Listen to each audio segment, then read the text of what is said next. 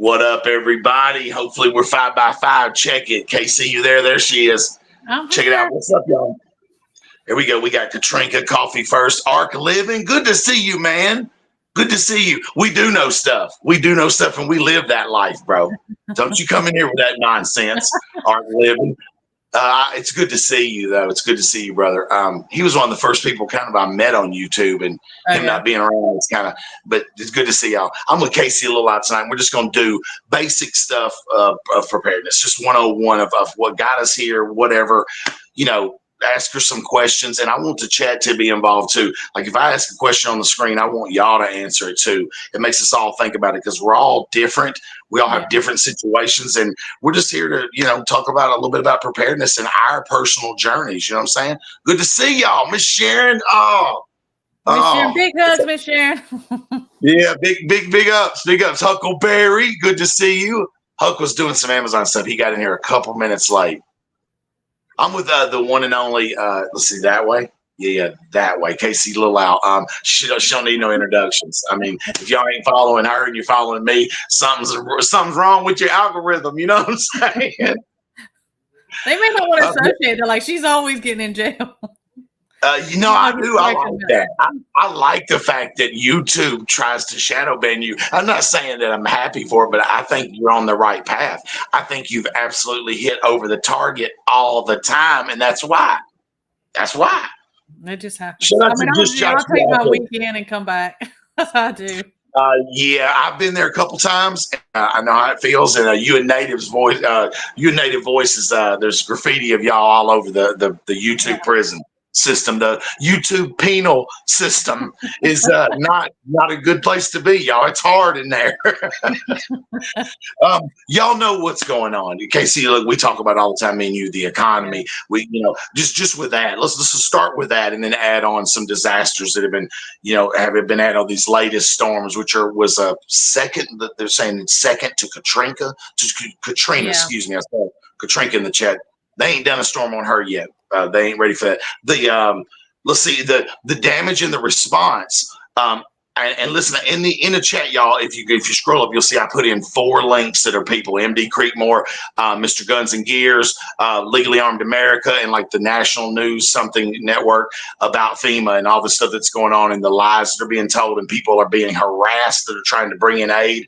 We've seen the guy with the helicopter and his son that was trying to get in, and they had to leave a man behind in a situation because he was being harassed. And there's one in there that's about my own home state. And he got on the phone, Mr. Guns and Gears got on the phone with some local sheriffs from that area, and they shipped him off to a phone number of a guy at the airport where this, and he's got video, and he tried to call and get to the bottom of it. So it seems like to me, a lot of law enforcement and other agencies are trying to seize these goods from regular citizens and then distribute them from another point, which blocking. I mean, you see that we've seen so many different things and I had firsthand, contact with somebody that's, because I know that's our stopping grounds, know people over there. And they said, there was just a guy, I think I talked about it on my channel. There was just a guy trying to bring in, he was like, I'm just trying to get ice to these people. He had the ability, the type of a freezer truck and stuff. So I'm just getting, it was just full of just ice and everything. And they stopped them and they said that you can't take it in. They said they didn't need any ice. These people don't need ice. They're fine. Then they took it all out and just put it in a parking lot and let it melt. And there's no sense in that. When it's that hot, you need like water. Even the people over there working just to have like, ice and different things. You think, oh, it's ice. But any kind of supplies are blocking, or rescues when they were trying to do rescues. If you have something that severe, government and everything, you'd be like, anyone that's willing to help, all hands on deck. Let's get this, that. And that has proven that is not the goal. Again, y'all, if you're not into preparedness, KC's bringing up a good point. I'll bounce to that. You are your own first responder, because there are people that literally are trying to do this for other people. Like I said, there's links in there, and they talk about Grindstone and all the people. And there's a lot of creators in the YouTube realm that are helping and on the ground, boots on the ground, trying to help people. There are people who will just literally get in their pickup truck from some part of Tennessee with their chainsaws and gas and head to a damaged area just to clear streets, just to do things. And it seems like FEMA, and hopefully that won't get us a strike, is basically, I want to talk on their websites being talked about on misinformation. Now they're actually saying look out for misinformation, but a lot of the stuff I'm seeing, FEMA is out of money supposedly, and then That's they're what they saying we're say. not. And they're trying to That's back that. I'm like, not misinformation. FEMA. I got screenshots, FEMA. I know what y'all said. I know what your site said. Yeah, So many people do. thank you, KC. And that's where we are, y'all. That is that's a it's weird that we have so much news on the I told KC that I always wanted to do this preparedness 101 thing. It's just kind of what I named it. And KC was the reason I was going to invent it. I thought I want to interview somebody like her, just do an interview of somebody, and then I might open this up to other people if somebody wants to jump in the box where KC is, and we do another one in a couple weeks, and you might go through the same questions or whatever. Yeah. We'll make some up. But do like a sort of a wargaming preparedness thing. I'm seeing people. KC's your property okay? Yeah, we can talk to them. I'm seeing y'all. Katrina, I was gonna say Katrina. Yeah, I mean, now with Debbie, we were flooded. We were flooded awful. With this one, we didn't get any flooding. We hardly got any rain. The wind damage, we sustained a tremendous amount of wind damage, but our house was fine.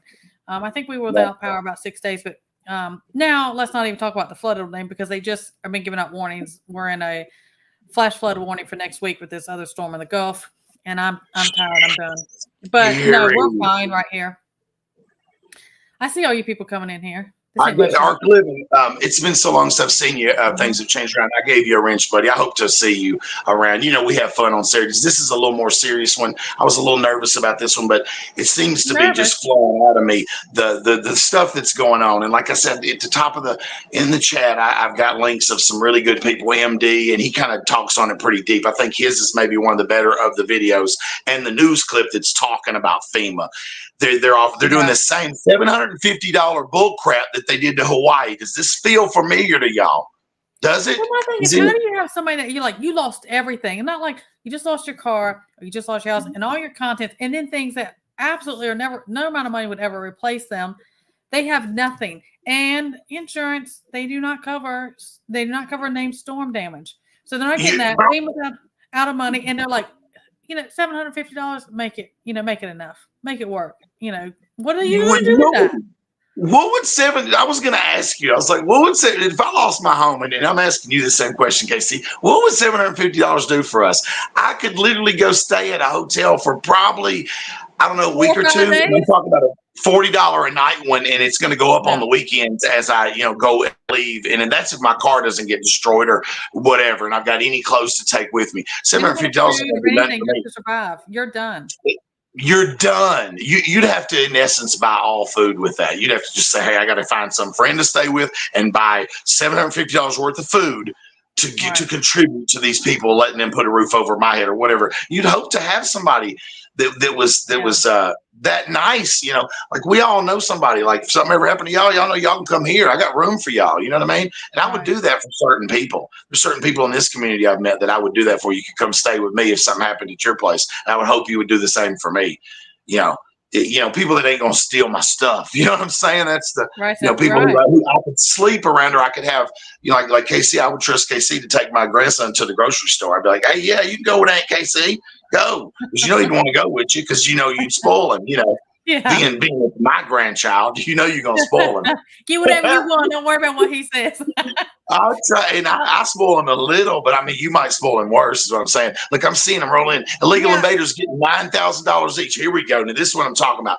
People that lost everything should be passed out preloaded cards on the ready. Yeah, give me $13,000 EBT, like I've seen done. He's absolutely right. I'm glad you said something. This is what I wanted to happen, was us talk on things and get the wheels rolling in the chat. And Huck's good at that anyway. Huck's really good at that. But he's absolutely right. I mean, old cackles and everything. They're helping the illegals are getting storm damaged. Reparations. Yeah, I mean, we could look at Huck. When I saw that in my chat, I'm like, $9,000. It kind of made like the hair on my neck stand up. Like, how is that possible? All right, what are we at? 600 and something, $90 billion with Ukraine at this point? And then they're talking about FEMA's coffers might be drownable. And the listeners said, oh, that's a whole different part of the government. Yeah, but there should be money in those coffers, period, for Americans. And they're like, we're getting to the 8. It's like, yeah, man, 7 days later, y'all are just now getting on the ground. Like, I understand logistics, and I understand, and this goes back to the point of we were saying, where people bringing in aid. Sometimes the sheriffs and the local law enforcement and emergency services are like, hey, you can't just be flying helicopters all over the county dropping stuff, because it could collide with our air plan and what we're doing. You know what I mean? But I don't think it's that. I think I don't think that, because I mean, they're not stupid. The guys, I think he was retired or ex law enforcement, so he knew. But he said nobody else was going in, so they can't use that excuse. Nobody was going in. Nobody, yeah, it was Americans. And this is what happens in a lot of Saffron Bay. Good to see you. New name. I know you know who they are, KC. Probably, Saffron but Bay, I know these people. And okay, I do want to go up here. There was a question that Coffee asked. Please. He said, if they take a slap in the face for the $750, are they signing away their property rights? I don't know. I know that there are agencies in there, and this is firsthand accounts from people who've got on me. Said there's agencies on boots on the ground in that area. There's only one way in and one way out left. They said that they are offering them, hey, we'll buy your money, we'll buy your property for cash right now. And I'm like, there's nothing, because they did that. This is a repeat. They've done that, and we know what they're doing. But I don't know if that, I would think that doesn't sign their thing, because I mean, I don't know. I haven't seen that. I mean, that's a good question, but I haven't seen that it says that. I think it's just like, okay, quit complaining. Here's $750. Like, here's a Band-Aid for that, bullet wound you have. That's all I see that. The Ark Living said something. FEMA already had said they weren't going to make it through the season before this ever happened. Why is that? Where's the lapse in our federal government? Why that would even be a statement that has to be made right there? And I appreciate you, Ark Living. Thank you for, again, I wanted y'all to be in on it. Joe, I see, man. Listen, I know you're ill and you're hurting. But I hope you're still doing good. I really do. I haven't been on YouTube much. I seen KC got a couple videos and it'll let me know, but I don't know. I'm staying away from YouTube, been watching movies a little bit, but I still watch my news and stuff, y'all. I do. I take in a little bit too much of it to my brain. And then like KC or somebody like that will say, hey, get out of that stuff for a minute and clear your head, man. Go out and ground yourself in the yard. And I'm about to wrap up. I'm still growing tomatoes. Cherry tomatoes are still coming by the dozens. I just did, my last watermelon came out. And like I really do that. That's, again, we're going back to preparedness, is learning to garden has been my biggest asset I've added in the time I've been doing this. That's how grandma survived. Somebody that's how they survived, the Great Depression and everything else. Just doing their own. Yeah. Before we do the questions, because I'm going to ask some questions, and I want y'all to chip in, chat. I want y'all to chip in. The longshoreman strike, which I would have been able to give a different kind of perspective on, but now they have agreed to terms. I guess the 60% or whatever they offered them was enough for right now, and they're going back to work. So 3 days, roughly, I don't know, $15 billion or whatever it costs the economy for that 3 days. Like we were saying, $5 billion a day. Was that not pretty close to the number I heard with the longshoremen not working? That's the kind of losses that we could expect in a 24-hour period. Is about $5 billion. And they're going back. They said that they were going to go back like January 15th. Like they're going to, I guess they're going to plan another strike January 15th. Yeah. Well, hopefully they can meet this off at the pass and say, hey guys, we'll agree to the new contract, and we'll do 70%, we'll do 65% and promise no automation, which I don't want to. Robots and robot arms shouldn't be taking American jobs. And I have family, because in Tennessee we have a heavy auto industry, Saturn and also Nissan here, right? So I have family. My daughter's even worked at Nissan. There are some automated things. But those jobs are important. Those jobs are important. But I'm gonna tell y'all something. Go look into Harold Daggett. That's the president of the ILA. Listen, man. He beat a case a couple of years ago or several years ago, the Genovese crime family. So that's all I'm saying. That's all I'm saying. This dude sounds like a mobster to me. And look, man, he's got a lot of nice jewelry on, and he makes $900,000 a year. Harold Daggett does. Just go look him up. Go look him up. His financials, everything. He's got yachts. He's got yachts. This was set and planned anyways, and they were like, "Hey, y'all do this." Yeah. There was going to be a strike and everything, and then the timing of it, and then let's end it, and then y'all come back after all the selections. I don't know. I don't know. I love it. Let me see. I was wondering. I missed one from ARC that I wanted to cover. I was a little bit. Okay, here we go. This right here is kind of wanted Oh to yeah, I read that did. to you. Oh, I'm a little behind. it's all planned. It's all in their playbooks. All these moves that we Yeah. think they're not random. Any of this stuff, it's just not random. They're just doing that. Mm-hmm. Mm-hmm. Here we go. I'm just going to get a couple of y'all's comments. Mm-hmm. Here we go. Huckleberry. Is he starting trouble? Yeah. I love Usually. it. I love it. Hey, look, listen, I could have covered that tonight because I'm good with the videos. Y'all know that. And I've seen so many people buying up the Sam's Clubs around here. Like, people are doing it, man. They're doing it Walmart popped it. They're again. like out of toilet paper. Coffee. I had to Paper. resub It's these. gone. I saw, and there was a few others too. I forget, like earlier, a couple of weeks ago, I had to resub to a couple of people. I was like, what do you mean I'm not subbed to Oh like, yeah, I've had that happen lately too. Tactical Turkeys? I think it was somebody else. I was like, why? What is going on? Okay, so they strike while the Southeast is desperate for supplies. There will be some sunken yachts. Hey, man. I mean, you know what? In those longshoremen that work in that area, that's where they live. You're not driving 2 hours to do those jobs. Those guys live in those areas. So you're literally going to hurt the port that gives goods to your own children.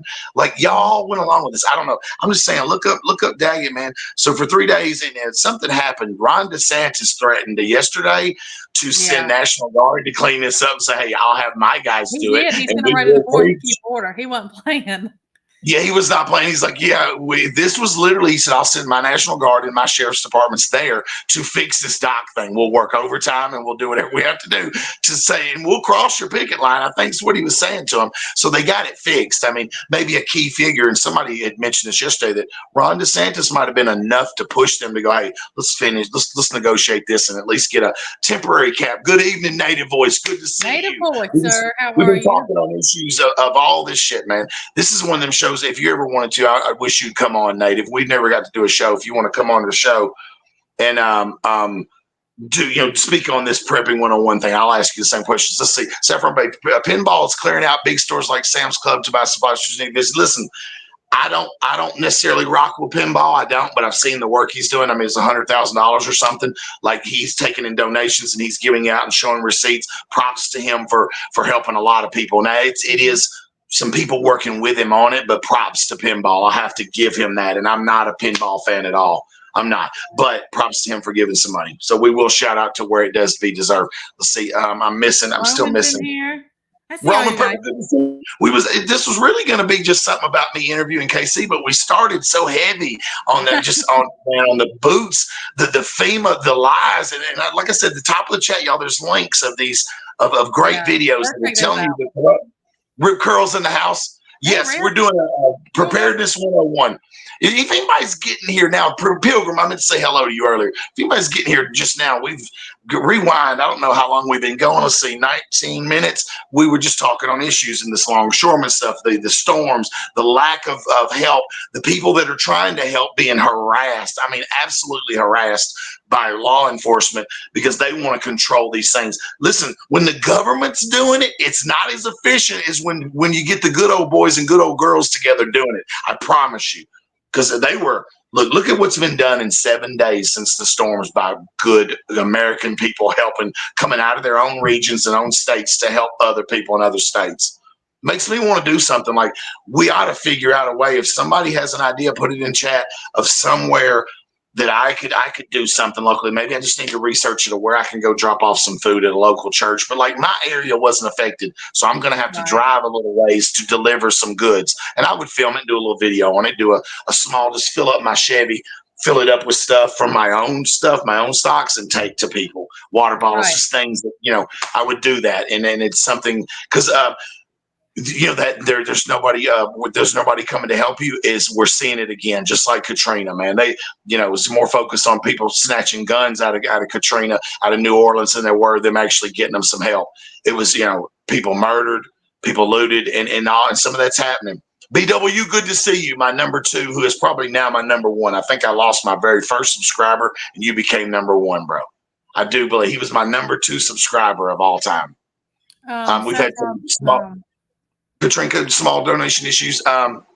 Yeah. So with all that being said, let me see if we've covered it. 3 days. All right, DeSantis, we got that. So that there's been an agreement reached. The FEMA page is actually now reporting. If you go look up the FEMA page, it has a misinformation spot. So that's all I'm gonna say on that. Exactly. That's all I have to say. Saffron asked me real quick about this. I found mine on Amazon.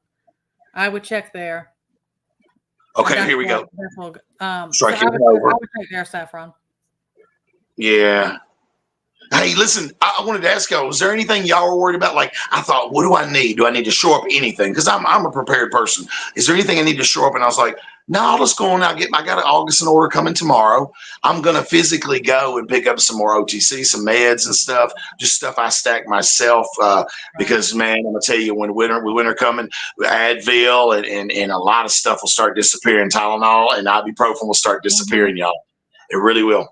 And I'm just saying, be ready on that. Let's see. All right, I'm going to go into the banners now.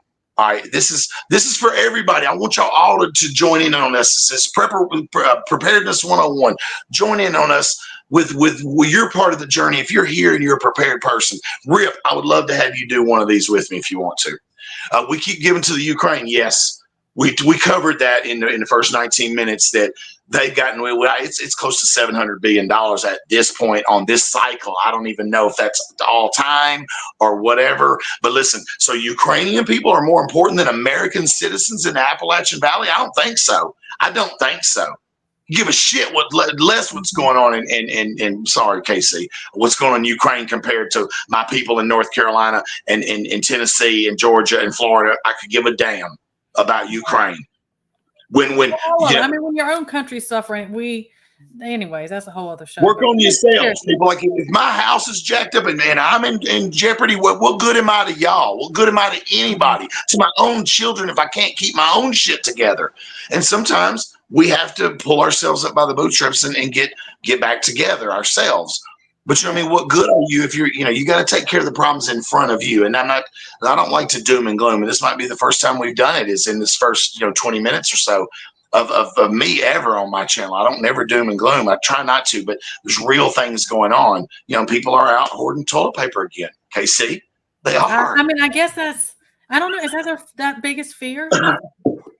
When that happened in whatever 2019, I guess when that happened in 2018, I was like, okay, I'm a person who luckily I buy in bulk. I didn't consider it prepping, but I buy in bulk, so I had bulk tissue already, right? You need, I was like toilet paper sandwiches, when good. I'm like, I'm talking about ride by and hit people with rolls of it. I'm serious, just drive by TP into people, man. I could. But because I was like, I buy bulk. Because Jessica was like, hey, you heard this tornado thing or this toilet paper thing going on? And I was like, yeah. And she's like, do we got toilet paper? I was like, yeah, I think I counted 23 rolls, so we're okay. But the minute I started seeing it again for, two, you could only buy 2 at a time, 2 packs, I started buying it. I was like, I'm going to get me some. I'm not going to let all these savages have the toilet paper. I'm going to keep stacking my stuff. But people have been mad knowing, hey, that guy right there he's got 23 rolls at home. He's buying more, but don't. I got at my house. It's none of their business. Hey, Roman Prepper, did you change your name or something? You got it, Roman Prepper. Is it? What do you call that when you put stuff? Parentheses. Roman Prepper. I think he's trying to stand down on. Hey, I am the Roman Prepper. Roman Prepper. The official one and only. The one and only, and he is Roman. That dude be on the road all the time. Hey, but it's Roman, his work. Yeah, Roman. Hey, go check your messages on IG because I had asked you something. Because he's the traveling guy. He's my go-to travel prep guy. Yeah, I need to put y'all in contact because he's good people. Pete is good people. Me and Pete, we speak directly. Like every now and then he'll check on me, and I need to check on people more too. I just use your old grandpa ice cream and cami toe shorts to wipe them. You could, but I don't have no grandpa ice cream. I keep popsicles for the kids, but I don't know, ice cream's good, but we don't keep it in stock. You know what I'm saying? He's the one and only. I guess so, Native. It's good to see your face in here tonight, brother. I appreciate you, and I always see you around. The community misses the native voice stuff. No I pressure, do. native. Black Pill Show is still one of my favorite YouTube creations ever there was the Black Pill Show. Like War Game Wednesday, there's certain stuff. I love your Sunday chats, KC, as well. It's so, I feel so comfortable in there, and like we can talk about anything, but then we keep it loose, you know. Like tonight, me and you, we always keep it loose, even if it is serious. Good to see y'all, Cherokee. Moose Man, good to see you. Bought a bidet, saves paper. Hey, he's not lying. I just never been that fancy schmancy that I can afford me no doggone bidet. A bidet. He got one of them bidets, KC. I don't understand it. Look, y'all, we're just here to talk about preparedness tonight. This is something I wanted to ask KC, and I want to ask everyone, and we'll just go from here, y'all. This is number one. All right. The singular moment. We talk about this, and I say it on my show. I'll read it off. Here we go. I'm behind. You're behind? What, in chat? Yeah, just a little bit, but I want to ask the chat too. Is there a singular moment you got on the journey of preparedness? Like you decided, hey, I need to stack up some extra food and stuff. I need to do something extra. You go ahead, KC. It's on you. I mean, like I've said before, this was kind of always I I'm like, don't want to be boxed into like, oh, you're a prepper. Because I say it on my show, and this is just me, but I'm just like, it's a lifestyle. All of it was a lifestyle and homesteading survival. It was just a lifestyle. It wasn't considered prepping. I have that, I was so grateful, blessed about how my grandmothers and that culture was. And then plus we've always lived, we've always been on the coast. We've all been coastal. So you naturally also, because we have hurricane season, you prepare differently. And again, that's just part of your lifestyle of where you live. Just certain people who, live up north or in the Midwest where they get a tremendous amount of snow. Y'all know before that season hits, even if you want preppers are in that lifestyle yet, you prepare for a week before that season. There was never a singular event. I feel like I didn't ever know any different. I didn't know, any different of how. So you had grandparents, as it sounds like the same as mine. They were they grew up as farmers and moved to the city, so they still spent. Yeah, mine never went to the city. It was just a survival. They went through the Great Depression, and they went through horrible things, and it was just, and it was passed down from their parents, and they, like I said, it's just been a lifestyle. Grew up in. Good to see y'all. I love seeing the love in there. The love. Let's get back to the banners. Okay. So for me, it was the singular moment. Listen, I grew up the same as KC, my grandma, and I told her backstage, I wish I would have been watching more if my grandma was still around. All these pickles that I grew this year, all these cucumbers I grew, we'd been canning them. Instead of me having to do my way of vacuum sealing them and actually catching them at the moment of ripeness and then vacuum seal them, to absolutely, we'd be canning them, and I'd be learning so much. And my grandmother would be probably pretty damn proud of me that I'm growing food and that I have got stockpiles prepared for if something went down. I'm gonna be okay, y'all. Don't worry about me. I'm gonna be all right. Unless my kids ain't here and it's an EMP and I can't get to them, and then I don't know what I'm gonna do.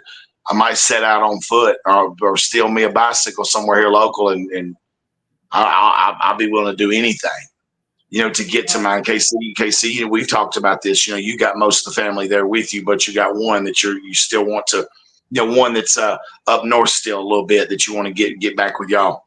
Yeah, that is a lifestyle we all need to relearn and use. Hey, he's right. We need to go back to what they were teaching us. Like my grandmother, I would be doing stuff with her this weekend. We'd be pickling cucumbers. We would be, or she might be, I don't know. I don't know. I would do so much. I would ask her, and my grandfather too, because they were farmers. Your elders they know. grew up as farmers, moved to the city, bought 2 acres in an area of Englewood, Nashville, and Englewood, Tennessee, and they used about almost like, I'd say, almost like 3/4 of an acre of that for gardening. Like it went all the way back. We had dogs too. Granddaddy raised championship beagle hounds, and he sold those for big money. He had the name Oakline was who he was known for, so he made good money on that. That was a little section of the yard, but this side of that, covering all that, would be corn at the back, all the way up to strawberries to the front. I mean, and everything in between: potatoes, tomatoes, You know, I got beans, greens, potatoes, potatoes. You know what I'm That's saying? what I was thinking about. You know what I'm saying? Yeah. And then in December, grandmother would have me out some strawberries, and I'd be like, I thought you didn't see none at the store. She said, we didn't see none at the store, but she said, we got some. She said, I had some frozen from the ones we grew, your granddaddy grew this summer. Do you remember? I was like, yeah, I remember us having strawberries this summer. But I was like, here we are eating them out of the freezer, or even canned. She was doing preserves all the time. Canning tomatoes, grandma was all the time, dude. I mean, like that was her main thing with making with meals, was doing tomato sauce. She had more of it than anything, but there was pickles and other things, fruit preserves, apples, peaches, stuff that she would literally can, and we could have on any Sunday in the winter or in the spring before there was any. You know, we're eating fresh fruit still because it's been preserved right. It's just one of those things, man. Did anybody jump in Michigan? Good to see you. I hope your family's good. I'm seeing a lot of steady stream. We've kept almost 30 in here. It's ridiculous. I don't know. I'm a small channel. I did pick up a few this week, but it's been uphill for me, man. I don't buy subs. I don't buy subs. Some of these people out here been buying subs, y'all. They're buying subs. All right, number 2. I think we covered that. No. For me, the singular moment. For me, y'all, it wasn't. Yeah, it wasn't my grandparents. Like, I remembered all that stuff. MD, good to see you. Hey, we one of your videos is in the chat, and Miss Sharon, if you could do MD's latest video again, let me just get some. Really good. MD, I'm going to give you MD. I'm going to give you because I want Miss Sharon can do it anyway. Let me catch up with the chat just a little bit. MD, good to see you. We're just talking on preparedness, and we spent the first 20 minutes just going crazy. MD, I'm going to give you a little moderation there, so you can put up links too. One of yours I posted earlier in the chat was the last one you did, and I wanted people to be able to see that. Good to see you.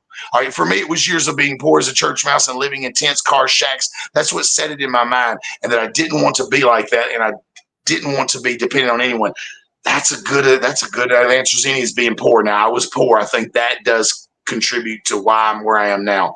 But I think it was 2017 for me where it all kicked in hard. Was a storm.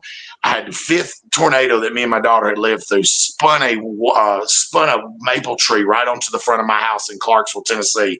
Our power was out for 9 days, I believe. So I started cooking on a rocket stove and stuff like day 2. I was kind of a camper and then I realized, hey, I'm eating into stuff. I need a bunch of canned goods. I'm gonna go buy a bunch of canned goods. You know what I mean? And I really went on a tear after 2017 to be where I'm at now, to where I'm comfortably bringing in Augustin's freeze-dried food into my house like tomorrow. I think there's 8 cans coming. Like, I'll buy them once a week, or every couple of weeks I'll make a purchase of Augustin's, because that's the level where I want to be at in my preparedness. It does take some water to get back these.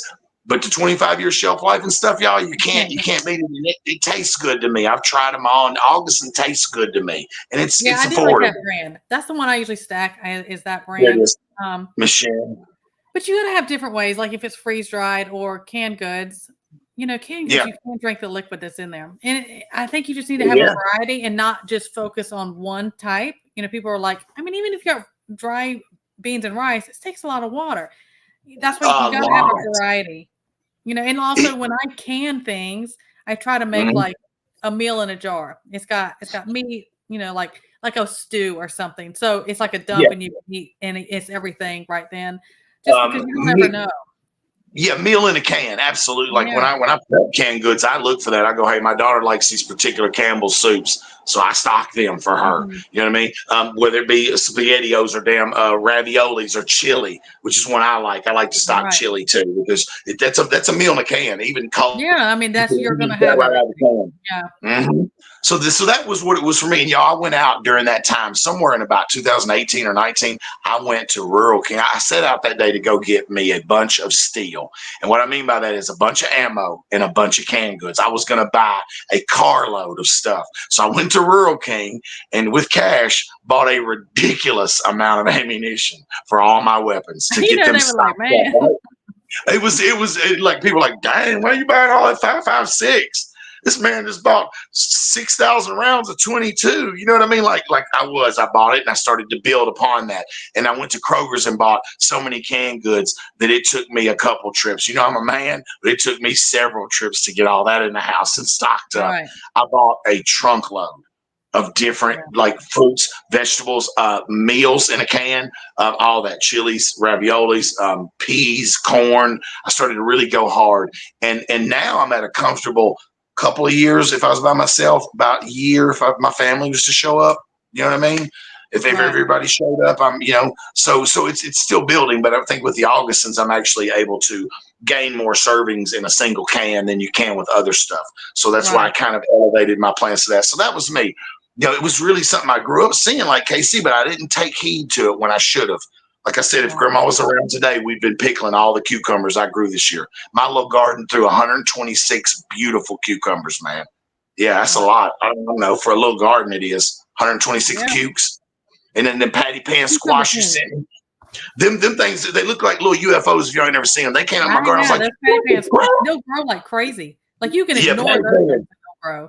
Yeah, these were the white ones, and they're supposed to be the most, the best. Is they go from white to like a yellow, y'all. And the whites, I think, the more sweeter of the. And as they get yellow, they get more. But I was like, and then there's 3 patty pans, so I sent them to Aiden and his mom because I don't eat squash, but I'm definitely going to still grow it. You know what I mean? Here we go. Stuff that I don't particularly, you know, that we may not. Yeah. But there's somebody who do different things, or different people in the family will. Yeah, it's not about, hey, I appreciate y'all being with us on these questions. Like MD, that was amazing that he added that, like being poor, because I was like, dang, I was poor too, man, living a single mom. Like we were poor. I think poor people growing up make better preppers too. That we do. I think I mean, they know how, I mean, you have those hard times in it. Yeah, I mean, I completely agree, you know. And he promised himself, I won't be that way. You know what? I've done that too. I grew up poor, but I've got plenty of food now. I do. I have plenty of food put up because I do this. I really live this life. Not like a lot of some of these other channels, they don't do this. They don't live this life. They don't. I do fun videos and lives. That's just for fun. It's just to make everybody laugh. But the other 140 something videos I've done are real stuff, the way I live, real preparedness stuff. KC does this all the time. She drops dimes on y'all, man. And you just got to appreciate what you got. You know what I mean? I think you're underappreciated, KC, to that. And other people have said this about you. The stuff you bring to the table is underappreciated in the preparedness community. It really is. Really is. Thank you for dropping that link, Miss Sharon, to MD's latest. Here we go. Number 2. Is your family supportive of your preparedness? Like, yeah, they better be. They're still here, right? Or they not family anymore. Hey, that's a different answer than I thought you would give. Really, how do y'all feel about that? Definitely, you're out. What's it? I don't know. I hear that a lot through my channel, and people will get up with me, and some will put it in comments, and some will write me emails, and they're like, they have a spouse that are like completely not on board, or other family, and they, you know, they're just like, we are not on the same page at all. They're not okay with this. They don't support it. They don't want anything part of it. And I would have a hard time being that on something because it's such a big ordeal. I would have a hard time with that. That wouldn't be compatible for me. I'm just being honest. It just wouldn't. Well, thank you. That's a nice comment. Yeah, that's a nice comment right there. Coffee and I are going to do a live, and everything's been bumped. Like you and I have been talking about doing this one for a while, and I told her, I was like, I got something I got to get through, but we're going to do, at some time, we're going to do a live. Good. Hey, so Coffee saying my husband makes me feel makes me tinfoil hat. Then I have to yell at him for wasting full. Hey, what you said? It's wasting full. Quit wasting full. Look, if my fold's not messed up, I will wipe it off and fold it. You're gonna know when you come in. I didn't see it. I saw Miss Sharon did a survival savvy. Yeah, let's see. Look, this is a guy I like. Yeah, good to see y'all. Look, survival savvy. Let me. It's taking so long. I learned being poor, and I worked 20 times harder. There it is. That we covered. I don't know how long you've been in here, survival savvy. There's another guy right there. Does great content, but because it's just real stuff, and he does it really. He's really like a hunter, and really shows great gear reviews. Talks the truth on stuff. He even corrects me at times, or goes, "Hey, do better." And I like him for that. He's But we suffer from getting low views because we're talking about real stuff. People would rather watch drama than they would a video about, like the tallow today. You know what I mean? Like, that's I was something doing it anyway, so I thought I would say, hey, this is what we're doing. I mean, that's it's just a kind of great how I am. video. It was a great video. Good to see you, Survival Savvy. Good to see you, Sandy. Good to see you. Just making sure I ain't missing nobody. Let's get back to him. I saw you. I see all y'all coming in here. I do too. Good to see you, PBC. When you're poor, you got to be. He's right. I was a single parent, so it made me very creative with, like, you learn about Dollar General, about thrifting, and you learn about stuff when you're a single parent. Me and my daughter, she could attest to that. We ate a lot of cans of SpaghettiOs. I'll tell you that. I mean, you do what you got to do. Yeah. You know what I mean? So my family, my kids, I think didn't know about it. My grandson used to go, "You watching them preppers again on TV?" And he just thought it was kind of dumb, but now he understands it. And my daughter came at me a few years back and said, "Dad," she said, "I want to talk to you about something." I said, "Hey, what's up?" And she said, "I understand why you prep now, why you stack all that food and the water and the medicine and all that." She said, "I have some friends that do it." And I said, "What do you mean they do it?" I said, "Like me." I said, "Like guns and medicine and food and water and all that." And she's like, "Exactly like that, Dad." And she explained it to me in a way it made sense that you know, I guess I didn't express it to her good enough myself. You know what I mean? They hear it different. Like, I mean, even with channels, you know, there can be 10 channels that are given the same information, but it's going to click different when a certain creator says it to a different person. It's just, I mean, that's just how it works. That's why, and the majority of us saying it, that's just how it goes. Mm-hmm. Yeah, I think they're hammering down on, like, Guns and Gears, Legally Armed America, MD Creekmore. A lot of them nailed down on this FEMA stuff we talked about earlier today, and I was like, some of the really good creators are hammering down right now on this stuff with FEMA. I think MD's is the best, not just because he's in here, but it is. I told you earlier in the show, that's the most information out of the link, and the second will be Legally Armed America. He talks all about it, but MD breaks it down, lets you hear about all this stuff. Just give it a look. Miss Sharon's put it in there. See, it's what our kids do when they grow up. They want to kind of figure it out on their own. Yeah, you got grown ones like I do. Let's see, exactly. People want to be scared. That's what they like, the nukes incoming now titles, so those get a lot of views. You're right, man. You're right, MD. When they could, you're absolutely right. And there's a few of them out there that do the, it's beginning. That be just in red, or it's time, or these major alert. Like, there's a few people in there, I ain't gonna name them, in the community that do that. It's just that it's like white letters and red background. Major alert. Like, come on, man! Every 25 minutes you got major alerts over here, bro. Stop it. So that's what they do. So family becoming more. My family becoming more like, they were more. My kids understand it now, and they know that this is the bat cave if stuff goes down. That we're, and I hope we can all move. Hamburger helper without the burger, mail sandwiches, just biscuits and gravy. Made a meal by itself. Fishing in the rain when you didn't want to. Growing a garden for me. Man, there it is right there from a real country boy right there. He row farms like he's got. He does it in rows. Like, yeah. Right. I grow potatoes in buckets, man. A lot of them. And I'm going to double that output because I ended up with a 5-gallon bucket of potatoes. I'm still eating on them. I still got like another little couple of pounds that I'm saving for the kids of the potatoes I grew. And those new potatoes are so good. So good. Yeah. The little ones. And I got some big ones too, but the little ones are just so tender and good. And that's what it is. So I'm going to double up my buckets. I'm going to go from 14 buckets because it's just not enough for what I want to do. I'm going to do 30 buckets next summer. Next summer, I'm doing 30 buckets of potatoes. And mine did good. And you said yours because of just rain and stuff. It mushed them up, didn't it? Flooded them out. Yeah, you keep better. I keep mine on the porch, like where they do get the sun and all that love, and they get a little bit of the rain too. And if they don't get enough of that corner rain, I water them myself in the evenings. So I'm kind of, and sometimes if it's raining too much, I can pull them away from the edge and say, "Hey, man, they're getting flooded over here." So I do baby my buckets more. Red alert, red alert. There it is. That's what it looks like too.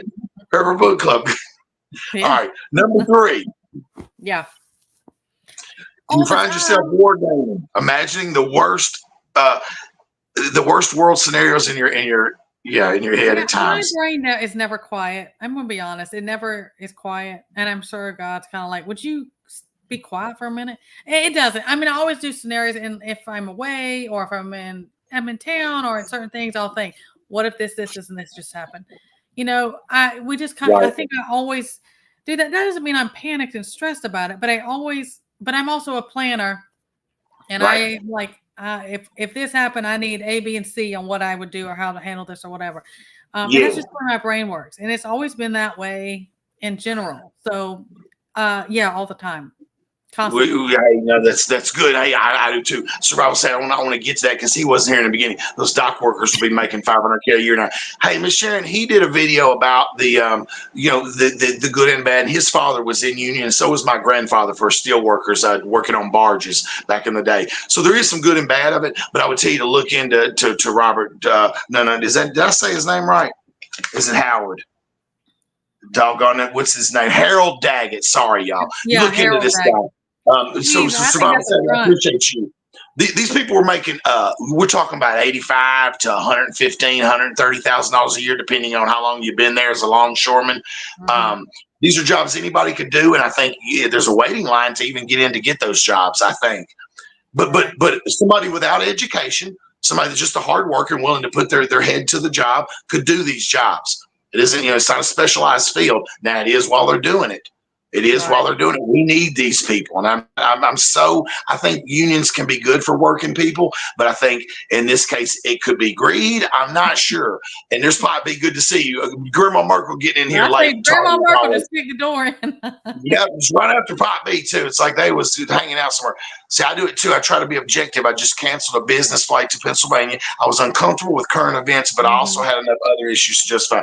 There it is. He made a singular decision to say, nah, I'm not going to PA. I'll tell the boss. And I know you are like a foreman, aren't you? Electrical foreman. I think if you're still doing the same thing. So you work over crews of guys. I think that's what Ark Living does. He's a professional electrician on like a commercial level. Let's see. So for me, I do it all the time. I have nightmares about gunfights and stuff, and I war game all the time. Pot beats. It's weird that you pop in here on question number 3 because I find myself. Don't let him fool you. He was back there. No. He might have been watching the whole time, but I'm glad he popped in on that particular. The only pot beat. What I used to call Italian Jesus. Prepping outside the Bible. You know what I mean? Because he had that, Dino, and then he went to the Marauder. Don't be a Marauder, bro. Come back into the fold, bro. That's all I'm saying. Good to see you too, Grandma Merkel. Let's see. Katrinka, I'm glad Pippin's all right. I'm gonna shout out to that. So I war game all the time, KC. Here we go. Number 4. How do you feel about the multiple levels of preparedness: water, food, medical, defense, comms, groups, skills, etc.? Y'all, how do you? What I'm asking is, do you feel like one is more important than the other, that you need to be on all phases? In a situation, like when you survival things, you need shelter, you need water, then you need food. And I mean, so there is like that, there's certain things. It's like, don't keep on stacking ammo if you don't have any food put away. You can't eat it. You can't eat the ammo. Thank you. But then I'm also big on, do not become tunnel vision in your prepping. Like some people can just be like, they just get comfortable. Like I get this every time. I'm like, well, I know, but now you're good. Your water, your food, you're good. You're set. But what if you get sick or hurt? You have no medical. I mean, but also, skills, knowledge is power. I say it all the time. You better hard copies, everything like that. You're gonna make me go squirrel rip. I mean, I feel like you can't become. I think you got to be well-rounded, and everyone's needs are going to be different, and scenarios, and where you live, and your strengths and weaknesses. But and like you live in a different environment. Like we were talking earlier, and I know this about you because I know you. You've been coastal most of your life, Casey. Yeah, living coastal life. Okay, so like salt life, coastal life, whatever y'all want to call that, different way than I do. Like y'all got gators and hurricanes that I don't particularly like. Being in the backyard. It's just a Saturday, Yeah, it is different. Like I think about Montana and Anna and the amount of snow that they get up there and stuff like that. I'm like, that would scare me to death. If I had that much snow and those type of temperatures, that would be crazy for that long a time. But it's just what you're accustomed to, It's just more, how it is. Yeah, absolutely. Montana's more brutal winters. I visited there in the '90s doing the work for the broadband in the 1999 switchover that was coming up with computers. That's what I did, was work communications back in that day. That was good money. I traveled a lot, and my grandparents were watching my daughter at times. I bought a little calling card to call her. It was a whole different lifestyle that I Totally would not different life, do. I different wouldn't world do back then. today. I wouldn't do that today. I wouldn't be traveling all over. You lucky you get me out of this house, because seriously, my neighborhood, Taking like out the my blind EDC is all bag. he's gonna get. Look, I carry an EDC bag that's always ready for the challenge. Right. Like I've rebuilt it for the fall now. It's got the stuff in it for fall. I'm not carrying the lightweight EDC bag of summer, because my summer bag's a lot lighter. Like, you don't need 3 stocking caps and 3 pair of gloves in the summer. Right. You And where just you're don't at, need that. you know. Yeah. Well, in Tennessee, it's hot as hell. It don't matter even if it gets nighttime. You can have something to cover you if you're walking. Like Josh and me had talked about this. You want your EDC bags just to get you home. He said, I ain't trying to camp out. I said, well, I do keep a tarp and line in case I have to. Yeah, I said, there might come a situation where you tire out, you get cramped up, you got to stop. And he's like, well, I'm trying to get home. But I was like, yeah, me too. And I realized that EDC bag is just to get you home. So I got I always thought my get home bag. And I have different 72 ounces of water. That's the heaviest part of my bag. And I'm talking about, I got everything, full, knife, a full kilt knife, full tang, and 72 ounces of water, which is heavy as hell. It really is. I've got 2, a Yeti and another small Given that I carry. It's a 32 and a 40 ounce, and I keep them on both sides of the bag to kind of weigh it out. But it's got pocket knives. It's got several flashlights. It's got a medical kit, which is, you never overkill on your medical kit. I'm sorry, but the tourniquet right on the outside, surgical scissors in the back, and then open up to wound care and bullet wounds and deeper stitching, everything. Medical. I think it was Pop B that taught me something with the go bags on the outside. The get home bags. I think it was Pop B. I think it was something I watched with him when he used to do the goat. Why aren't you doing that, Pop B? Gosh, I miss the goats. Go out and train. I miss those. Those were excellent. And there was something now I can't even think what it was. There was something the way he showed about a pack that I was like, oh, I need to do it like that. And I did. That's the thing about community, is we're going to help. I mean, we all think, you know what he did? You're right. No. I'm sorry. I was kind of blanking on it. I learned to carry a Ranger roll with me everywhere I go. Yeah, and I actually did a video. Is that the Ranger roll? Yeah. Socks that are wrapped with a t-shirt, underwear. It could be a change of shorts, change of pants, whatever you want to do in that. You use the socks on the ends to roll it up tight. I was thinking of actually getting one of those done and then vacuum sealing it down to even smaller, to where you're in the field. You just take the pocket knife, cut it open. You got a fresh pair of socks, underwear, shorts, a t-shirt. Because the one you have on might be bloody, it might be nasty. You don't be wearing that sticking to you if it's hot or it's whatever. It's just so I carry a Ranger roll in everything I carry. Every one of my socks. I mean, they tell us that in the military. Number 1, take care of your feet, because your feet get messed, you're done. And that's a big thing. I'm like, take care of your feet. Absolutely, you got to do that. So me, how I feel, I'll just retort real quick and we'll move on. I feel like it is, I think you need to pay attention to every bit of it. I used to be kind of just a firearms guy. And then I was like, hey, I want water. I want to do, and I want to eat. I realized that my Augustin's farm is just as important as my bullets can be in most situations. Like, I've got plenty of ammo. I've got plenty of firearms and, oil to run those and parts to fix those. But it's not the do all end all. Unless you're going to be a marauder, then all you need is guns and a little bit of water. Then you're going to be stealing food by the end of the day. But I won't want to do that. Now, your first line of defense, and this is what's sad to most people, you never realize this, it's going to be your neighbors.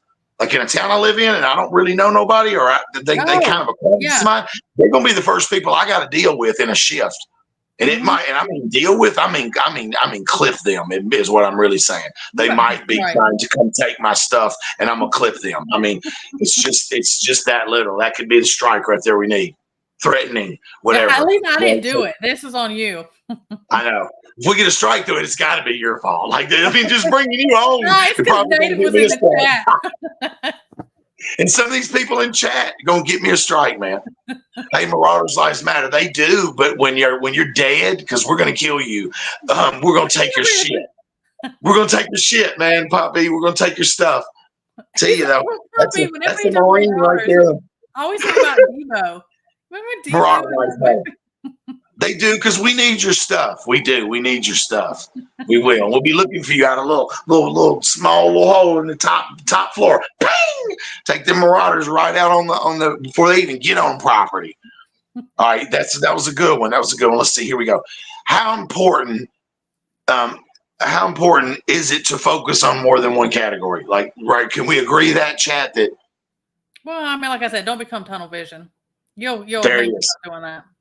There it is. There it is. There's an acronym I'll tell y'all, and this is what it is. And I've always lived by this. I think I got this from Alaska Prepper, but it would mean something kind of to me. I kind of did my own thing. He named these four that you can branch every tree of preparedness on, and this is what it is right here. Yeah. Mm-hmm. Yeah. And so that's from those four, you can make a tree that will talk about every other part. Like with food, it could be canning, it could be cans, it could be dry goods, it could be growing food. There's a lot to that tree of just food. Water could be collecting water on your property and also having it stocked in gallons or in an IBC tote. When I move to the next property, I'm doing 2 IBC totes indoors, 250 gallons, 300 a piece, and I'm gonna have that to start with and continue to maybe do the gallons as well. I used to buy it in bottles. I was like, it's a waste. Buy it in the gallons. It's easier to stack. It's easier to, and those bricks too. I thought about the bricks. Yeah, they do. I thought of doing the water bricks. So like 5-gallon water bricks, Sean. You can stack those things and make a wall of them. You do? They you got water bricks? Yeah. Nice. See, that's something I'm gonna be looking into, because I was thinking IBC. I was like, I'm just go for the top. Like, you learn this preparedness stuff, and then you go, wait a minute, what's the next echelon I need to be at? Like me, it was the dry goods, and you're like canned goods first. Then you go with the dry goods. Start stacking the shit out of beans, man. Like, I got hundreds and hundreds of pounds of beans, hundreds of pounds of rice. But you're gonna need a lot of water for that. And we talked about that earlier. You're gonna need a lot of water. But that's an acronym, and I thought about doing a video on this, but it was something that Alaska Prepper City said: water, food, medical, defense, and you can just build from there. For new people who, I don't have to explain all that away the way that tree works. So I wanted to go that. Where were we at number 4? Okay, the multiple levels. Focused on more than one. We already did this one. I think it's vital that you have a ton of water if you've got a ton of ammo. You need to have a ton of canned goods and a ton of medical. Like, if you're going to do one, don't just have a little first aid kit and then 7,000 cans of beans. That's just not practical. Right. Stack of Joe, no, I won't. I keep one of those around. If it shit went bad, I'm not going to cut my hair. I might. Like, it was zombies or something. Prepper Rick Club said you stacking that hair gel. Yeah, I won't, because the minute I can't go and get a haircut, the minute I can't go get a haircut, it's just going to start growing. I got, I think 14 bandanas around the house, and there's several in my EDC bags as well, too. Bandanas. You just start wearing bandana and keep that stuff out of my face. You know what I mean? I just finished up my regress from 308 building in 20. Oh, built you an AR-10? I'm just watching them talk. God, I like gun talk. That gets me squirrely. Okay, so let's move it on. Number 5. Let's get these done. Wait a minute. Now, is that what I already did? No, that's, do you find yourself helping or talking to others about preparedness? It really depends, because there's certain things, like, depending on where you're at. And if you're in certain stores, I'm like, I don't want to put a target on myself all of a sudden. But then there's certain times you feel people out. But I watch people. I am a people watcher. I notice everything all the time. I do too. And you can kind of feel people out sometimes and hear what they say. Usually I'll let them, they're going to say a little bit more first before I do it. But it depends. If it's somebody I know, I may try to warn them, like, hey, you need to be on this, doing it, or whatever. But at this situation, really, it's that discernment to see, hey, should I do this or not? Right. Absolutely. For me, I do find myself talking, but I'm real careful about what I say. Like, if someone even I think is a prepper, because when the store, you meet people and they come in and they'll admit stuff to you, and then you're like, hey, so you stack stuff? What do you mean you stack food and water and stuff? Like, and then they'll be like, yeah, I prep. And they'll tell you, they'll give it away, and I'm like, I'm not giving nothing away to you right now. Like, I'm not giving nothing to you right now. Like, I'm going to sit back and let you feed me whatever you want to feed me. Like, I'm not telling you what I do. I don't. That's been the biggest thing with selling my house. People get to come inside, and it bugs me, because some people are seeing it. And somebody with a trained eye is going to go, this guy's a prepper. He's stocking Right. shit of food and water. You're like kind of got a target on yourself.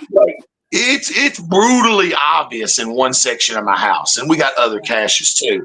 But it's brutally obvious in like one section, like Right. too much stacked up, and then somebody with a trained eye is going to know what that is. So Right. so for me, I'm careful about what I say to people. I just it scares me. It scares me, man.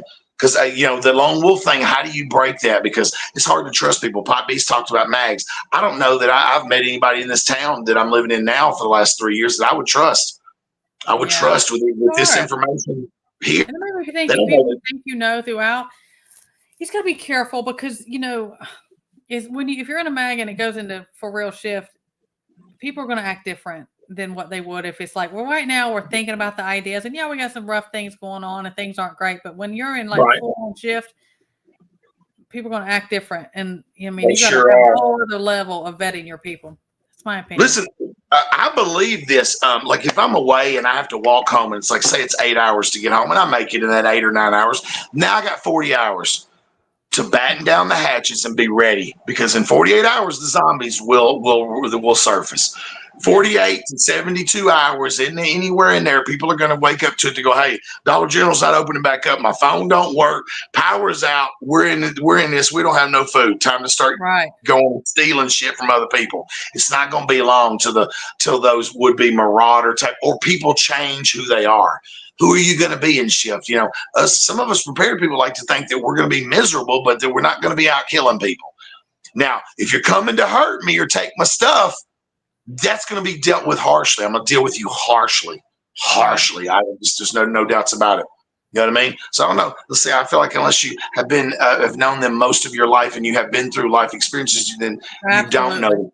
She's right. Until you've been down with. Let's see. So I'm not talking so much anymore, except close family might share when certain food companies have sales discount codes. See, Sunset Gaze, and that's a new name. Good to see you. That's nice. So just minimal information, like not even close family. Like, hey y'all, I'm gonna tell you just from that what Sunset said. I got family. I wouldn't tell that I prepare. No, there's some of them I don't care. Blood or not, I don't care, man. They're not. You got to help yourself. And I am at this point in my journey, I'm blue in the face at yelling at y'all to be prepared, to have a little extra food on hand. I'm just, I don't know. And I would, hey, you better call first, like Grandma Merkel said. But what if we got no phones? They better yell out and have a white flag of surrender when they come, because I'm not going to play with nobody. If the lights go out and the phones go out, I'm going right into DEFCON 7 or whatever the ultimate DEFCON 1 is, whatever the ultimate. I'm going to the rifle. There's going to be mags out, fully loaded, everything. Guns sitting around in strategic spots. I'm not playing. My handgun and rifle on me at all times and light. I'm going to get tea lights going and, running flashlights and my battery operated lanterns. Like I'm ready. I keep a flashlight keep them right here, like right with me at all times in case it goes out here. It's completely dark. I'm not going to be fumbling around. I don't know where the lighter is always, but I know where there's a flashlight in every room. Like most rooms of this house, upstairs and downstairs, there's ways. All I got to do is go right there 5-6 feet away to my lanterns, and then I'm up and cooking. Right over there are the 24 tea lights that just stay out of my stocks in case we have to get tea lights going.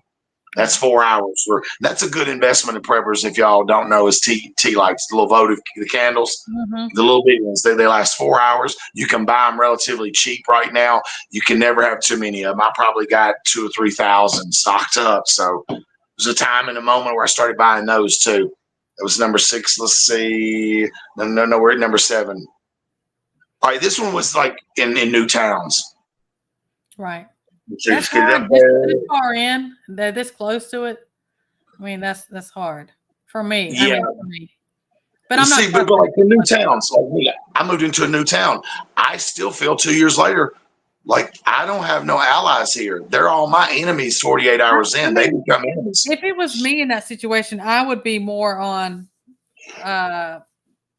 this far where we're at, things about to go. I would just be more likely to be gray man, and I'm not bringing attention to myself.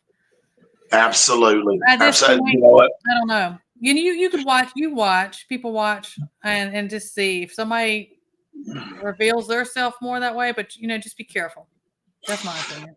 She's right. When I wrote this show several months ago, I didn't know I would feel differently about this question than I do now. And this is bringing up all new stuff because we're in a different mode. If you watch the first 20 Oh minutes, yeah. we talk about all the stuff we're living in. We're in a different place now, y'all. We're in a different place now than we were 4 And weeks by this ago. winter, it'll probably be even different. It'll be different too. Hey, selection year too, y'all. Y'all know that's Election happening. and then changeover and dark winter. I mean, I I Yeah. think it will be. I'll ask you with just this question in mind and we'll move on. Are people in coastal areas tend to be closer because they've been through hurricanes together and like shifts a little, because a hurricane is a little shift. It is a small timeline of a People, they say shift. we're crazy. I mean, and then I think there's a kind of look out for your own when you kind of, because everybody's been hit in some way or another in their lifetime. If you've always lived on the coast, you've been affected, you've been hurt. So we kind of Yeah. look out for our own and, hey, such and such, like we got to go, we got to help rebuild, we got to do this, they need something. I think there is that kind of community thing when you go through those natural things that you just expect it to go through. Anywhere I've been around and I've experienced, I think that there is that community feel. A huckleberry. This is interesting. You can usually get a huge. I like what you said. I put it up there. Those are cheap. The tea lights are cheap. They will go so far in a grid down. KC, she's lived through these, and I bet y'all have candles everywhere, don't you? And lanterns. You know what I buy also lanterns. those I think they're like prayer candles, but they're the glass tall ones. You can get them at the Dollar Tree and everything. I stock those like crazy and they burn and they're safe because they're in a glass container. They're safe or whatever to be out. And when you go, we just went, I think 6 days just this last time without it. I think the longest I've been without power is just at 2 weeks, just over 2 weeks. And it was from a hurricane.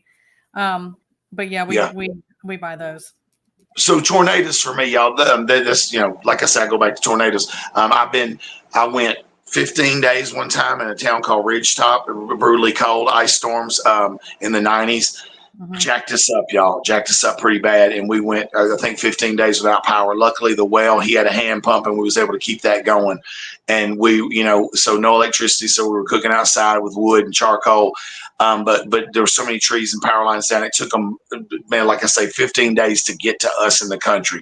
Nashville, they were 2 days without power. At Ridgetop, 13 days later, we're just getting power restored because they didn't care about Ridgetop in the rural areas like they do Nashville. I'm just speaking as a Tennessean here. That's all. Just as a Tennessean. So I don't know. Let's see. Miss Sharon, like they crazy. They just start talking crazy. Shark smiles before they bite you. That's true, Grandma Merkel. That is so true. They do. All right, here we go. Number 8. It's be pretty easy for me, I think, now that I look back. Right. I can say this, and I used to always say, and just Josh, we used to always talk about it, I would say, you better be spiritually prepared, number one, and let everything fall underneath it. Because if you're not spiritually prepared, and then if you're not mentally prepared, and then you go through your physical stuff, that's me. Because we stack to the rafters and have a bunker, but if you're not spiritually and mentally right and balanced, and it's not going to matter. That's my opinion. I can't answer it any other way. I had to realize that once you get in all that mess, you start collecting stuff, and you go through the point where you buy too many knives. You're like, why do I got all these knives? Like, knives are good to have, they are, but how many do you really need compared to other things? You go through that fad of buying gear and just junk that you don't need. There are certain prep things that are fun preps, right? And then there's certain preps like. This isn't a fun prep. I don't, this isn't exciting for me. I don't like this. This isn't and we do have that. And you have to kind of make sure you reel yourself in and say, well, yeah, I like that. And that's a fun prep, but this is like a necessity. Or you need to be like, some of it can become that when people get hooked on that, it's just completely slipped my mind. Like the retail therapy, like you want to go buy it and it gives you that security or that feel good all of a sudden. I'm like, yeah, but are you mentally and spiritually okay with everything first? Yes. Absolutely. You better, knowledge is power. You better know those skills because as we've just recently seen, and I've seen and heard it over and over, I used to be a trauma nurse and different things. The way things have been going and the way things are right now, more than like they're not coming. Nobody's coming to help. And we're seeing it. Yeah, I mean, We're we're seeing it we're right seeing now. it with this storm, and if they are coming to help their citizens, their fellow Americans, and they're being harassed and It's the threatened of community. arresting, Yeah. goods being seized by sheriffs and stuff. Like, man, I don't understand, man. I will not And, ever understand it. out of all these people that have completely lost everything, like their house is gone, like everything's gone. I have spent a lot of time thinking about that and thought, out of those people, there was probably still a good amount that they were preppers and they were Yeah, stocked. All of their preps, their stock, everything that they've been working for to be ready for a shift and stuff like that is gone. And gone. they're just, and I've thought about that a lot, that it could be in an instant. You spent years and years and time and money doing your prepping, Yeah. and in an instant, something like that could happen. Survival living. Somebody had brought it up, that he had all of his stuff taken by fire, and he had other stashes. You know what? And then like listen, y'all, it's not a bad idea to have a storage off property. Maybe Yeah. climate control, maybe not. Whatever you want to do, it's got some stuff stacked up in it. It wouldn't be a bad idea to have several places and stuff. But I still see all y'all. They're coming through. Let's go back to the banners. Let's keep going through them. So for me, I think it's faith too, KC. There is no or. I realize that the number one thing is at the end of the night when it's dark and things are going on, and you've taught me this by seeing what you've been through and just the ups and downs we've been through this year and last year even, is faith is the number one thing I lean on. You can't. None of it makes any sense without. People that lost everything, that's what they have left right now. This is where that's right now. That's where they're. And I'm not saying they're not get back, but that's where they are. And then I feel like if you're spiritually in your faith, you're spiritually prepared. Number one, that is going to help your being mentally prepared. Because Moose Fam, number one is prepare your mind. I think that falls right underneath it because it'll help you prepare mentally. And then I think it just helps all the way down.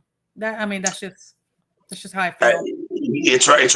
That's your top. That's your that's where you lean. You lean on God, and then God, I think wouldn't be mad at us for being prepared. I don't think God would be against the movement. The Bible, he told different things that people need to be prepared. Yes. My Let's do a God, show. I don't even know the amount of people have told me about being of faith and things I talk about and spiritual shows and lives I've done, and they said, well, if you were really of strong enough faith, you wouldn't be prepared. You trust God. Well, he gave us, come on, there's different times in the Bible, then go read it, that he said to be prepared and do certain things. And there's times I pray with my preps that if I'm taken out of here, something happens, whatever that means is that my preps that are left, if someone else finds them, it blesses them in some way. Look at there. I do, as far as history goes, I know of him being probably the first prepper. Yeah. Right. Yeah. That was people laugh at him too. Yeah, they sure did. Ridiculed him, but I you know what I'm saying? I don't know. I believe that is that number 8 sitting there. That is literally what is. Let's see, Roman. I want to make sure. I feel that looks around. This is a good episode. This has brought in people that normally don't watch my Saturday nights. Not Roman, but like say Survival Savvy. He's very good content creator. Y'all throw that link in there if any mods can get to that. Is these links of Roman Prepper, Coffee First Stephen. I had to resub to you, and I watched your anxiety thing because that's something. I feel that deeply when you talk on that stuff. I told her the community needs her and needs what she's got. Yeah, she's sweet, and I see her everywhere, and she's always nice to me. I just love her. She is, and we need to be talking about that. Joseph prepared for 7 years. Hey, throughout the Bible, it is. Now that doesn't mean. There is that balance of, like I say, anything. You cannot even let prepping completely consume you, and that's one of the things about prepping. You can't allow your prepping to go, and this is my opinion, if you're of faith, it can't go above your relationship with Christ and your faith building. It can't. Absolutely. But yes, different times, and if you stay in that relationship, he's going to tell you, let me share this real quick. Before we came back down here, we were in North Carolina, my stomping grounds, Western North Carolina. I'm not going to go into the areas and stuff like that, protection of family and stuff, but when I was, my heart's in the mountains. Most Huckleberry, he's gonna grit his teeth, But there was this family farm, and we had a big family meeting when it came to us moving or thinking about it, and I was like, I want to go back to the mountains. I want to go to the mountains because I hate the hot weather. But then we really felt God was leading us here. And so then even when this last hurricane was coming, it was coming straight at us. It was coming out of Cat 4. And we sat there and, oh, hush, he's too much of a Florida boy. It's too cold. Put on some clothes. Southern boys, we do. Look, I don't like 18 degrees. I really don't. Now, I do go out in the woods more in the winter. Right. That's when I like doing my little videos out there in bushcrafting and just hanging out to get away from the house. Cool. I like seasons with older weather. Just nature, and then me making something on my little rocket stove and just do a little video out there, and just like the video might be 2 minutes, but I stay out there for hours till the sun starts to go down and I can see it on the edge of my property. I go way back past my pond. I go way back. You know what I mean? And even when this hurricane was coming, we sat there, and I said, we were like, maybe we should go. We'll just go ahead and go make a vacation out of it. We were going to go up to the mountains in North Carolina. There's my stomach. I was like, yes, because I want to get out of here anyways. It's so hot and I've just had a flood. And then something and so we were going to go. We were going to go all the way up to the day before the hurricane hit. And something kept telling me, if we leave, we're not going to be able to get back in.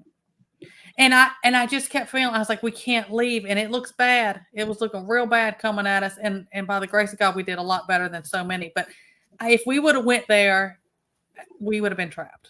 We would have been right in the mix of how bad it is. Because I was just like, let's go. It's just Cat 4. It's going to hit us straight on. Let's go. And we didn't. The last day of, we said, we're going to ride it out because I'm afraid we're not going to get back. I just kept feeling if we leave, we're not going to be able to get back. Right. And you know what? God closed that door. But I mean, my feeling in want was not where I really felt like God was saying, don't go. But I was like, let's go. I can't, I'm ready to go anyways. Because there's a ton of these towns. Do what now? Yeah.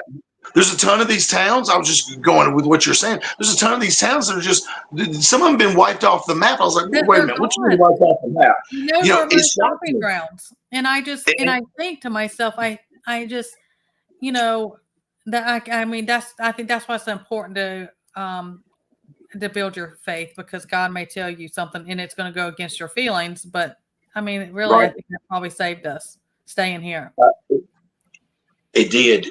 That sounds like divine intervention if I ain't ever heard it. Man, I appreciate the chat's been so great tonight. Like, let me go. Let's move on. Done.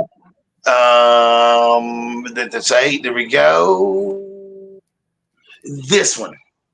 Has there been a growth over the years to your preparedness, KC, and to y'all in the chat? Have you seen yourself grow? Absolutely. I think we're constantly evolving and changing. You have to be. Because there's times that our focus would kind of go a certain way with, we need to be prepared for this. If this scenario happens, this comes, or we need this. And then there's times that I just feel like we've always had a growth and change. And like even in this past year, and then when things happen, like when we had that flood, and oh my gosh, when we had that flood, I was down, and that whole flood situation that happened with Debbie in August. I think there's always little things that like kind of are, even if they're bad things, that are kind of guiding and redirecting you on your prepping. For us, it is. And and then our focus. You may have in your mind something, and like I said on my channels all the time, I'm like, on my videos, I'm like, personal shift. It never happens the way you think it's going to happen in your mind, even though we war game all the time. And I do think ours is I think it's constantly evolving and tweaking and that's just how it is for us. It's hard to war game for a flat tire too. You're like, dang, I didn't see that coming. Little personal shifts like you were talking about, your car and stuff. I was like, man, it just don't let up if it ain't a tax. One thing is another. If it ain't a tax on your town, it's a tax on you personally. I'm like, and you're one of the most faithful people I know, and you are being tested all the time, KC. Oh, I've been just here lately. I've just been like, really? Yeah, you do. You never. I have moments. People think I'm just like this all the time. Like, oh well, just pray about it. And I'm like, no. Sometimes I'm like, I am done. I'm gonna sit down and throw a fit about this. Knowing you personally. Knowing you personally, I know you have had one of the roughest last 12 months of a lot of people I know. I mean, I'm Yeah, but I constantly think like, that's a I'm spiritual sorry, warfare. KC. I'm sorry. Yes, yes. And look, you've been talking about spiritual warfare for a couple of years now, and I'm like, you know what? Yeah, you're right. Okay, stop. I get it, KC. You're right. It is. That's what's really happening. But you've been telling me for years. You've been talking to people for years on your channel for the duration of it being going about spiritual warfare. You and Josh used to speak on spiritual warfare all the time. But I do get it. I do get it now, and You'll luckily I know how. recognize it differently. Now, that doesn't mean Yeah, it doesn't kind of kick you in the mouth. You're kind of like, oh my God, just kick me in the gut with that.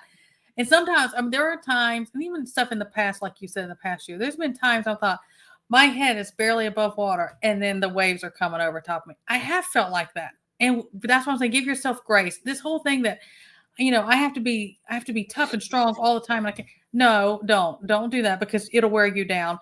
Just don't stay down in that. Learn and grow. Have your faith, and okay, well, where do I need to do something different from here? Or what was this trying to teach me, or guide me differently?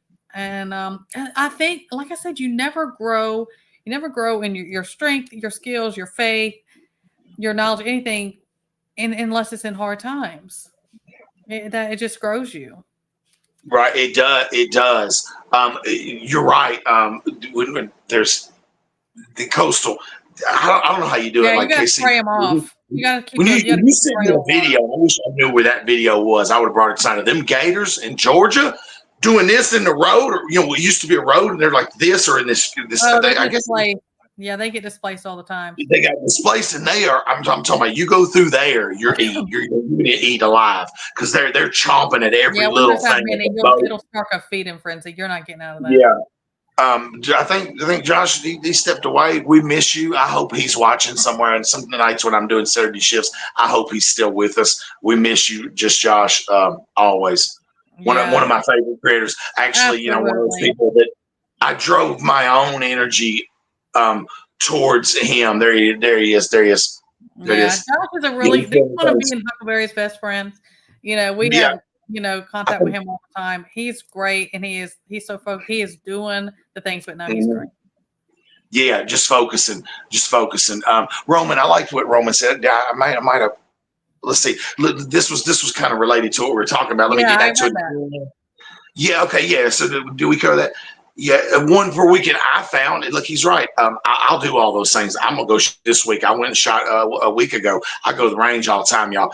I do spend a lot of time there, but I spend every day growing a garden in the summer. So I spend more time gardening than I do with guns. But go to the range. Don't just be strapped and not be training with those guns. If you got land, go shoot at some cans, set up some targets, whatever. I make my own targets and sticks to stick them in the ground. I do my own thing. I do range drills. I learned from Paul Harrell. It's good to be proficient at it, because if you ever have to pull that thing, you want to be able to put that round where you want it to be. And he's right. I found some bad cans in my stuff, and I thought about doing a little video on that. I was rotating and moving stuff around. I was like, oh, look at these cans. There's stuff coming out the side, like these little puffs coming out of the beans. I was like, oh, and then some like some that were the top starting to do its thing, and you're like, that don't look good. That's getting black around the top. Swelling. There's a lot of things you can look at. Yeah, you gotta rotate. Yeah, if it looks perfect, smell it still. I don't care. I've eaten old stuff. I've seen people on YouTube eat stuff from like 2008, just like last year. Dude ate some 2008, took some raviolis and bought some new ones and said, these are from 2008. These are from 2022. And he ate those. He said the only thing he noticed was that they were a little more soft. Who did that video? Because I saw it.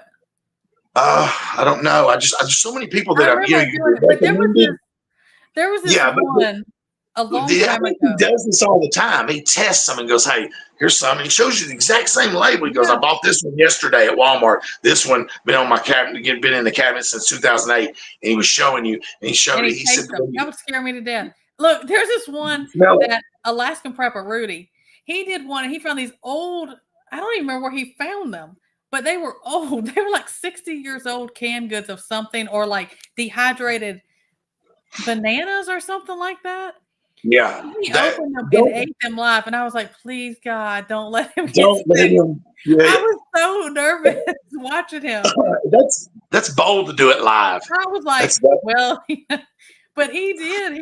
He wasn't scared about it. I'm No, funny about stuff like that. I, 'Cause I I don't wouldn't wanna do it get on sick from, film. like, food poisoning or something. Yeah, Have I you ever wouldn't do been it on on Oregon film. Trail? Yeah, Terry. Everybody dies from dysentery. Yeah, Terry died from dysentery. It's Yeah. ironic, Golly, the things we do, good stuff, y'all, and everybody keeps. Let's see what we got left. Here we go. Number 10. Um, Uh, Advice for anyone that is brand new to this. If you're brand new to preparedness life, what's some things that you would help people, or what's a good way to get them started, avoiding any mistakes we've made between me and you well, and everybody in the I chat? think when people just come into it, and I've had people on my channel, I think we all have who are creators and stuff that come around, is prepping this way, this lifestyle. It doesn't have to be. It doesn't have to be fancy. It doesn't have to be difficult. Like just think, like the food and water situation is you don't have to go right in and say, "Well, I got to have thousands of dollars to get all this stuff right now." Now, if you have it and you can do it, that's great. But don't get overwhelmed that you have to make it difficult and be fancy about it. It doesn't. You're just trying to survive. What do you eat? Stock up on things that you eat that are going to last. I think that's my big thing. And it is always going to be water or water supply, whether you got a rain catchment system or you got a well a hand pump well in your property is, don't try to learn everything at once. Cause it can, I hear this all the time. People are like, I'm so overwhelmed. I'm like, pick a area. Even when I teach people all the time about foraging, I'm like, they're so overwhelmed. I'm like, I don't want you to try to do everything at once. I mean, pick dandelions. Pick something simple and get comfortable with it. And I think that's my biggest thing is don't jump in and think I have to do and learn and buy everything now because you're going to get burnt out. You're going to get frustrated and you're going to be so overwhelmed. You're going to give up. That would be my thing.